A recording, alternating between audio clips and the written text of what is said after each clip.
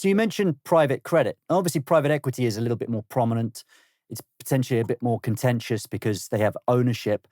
But what's your line on private credit? Because it's growing so quickly, it's becoming such a big part of the financing makeup. Why do you see that as a positive for the American economy? Well, yeah, I mean, private credit has filled a space that has been vacated for a variety of reasons by traditional lenders, banks, and we see the demand growing. People look at private credit and they say, "Is it a bubble?" We view it as organic demand growth. That's why you're seeing growth in the private credit space, and it's not just demand for credit. Again, it's there's interest in that partnership that businesses can have with those private credit firms, and we think that's a winning combination. And it's why you're seeing growth there, and why you're seeing continued reliance on private credit to fill in that demand, and help companies grow that maybe aren't ready to sell, but do need capital, and private credit can step in. Yeah, so I completely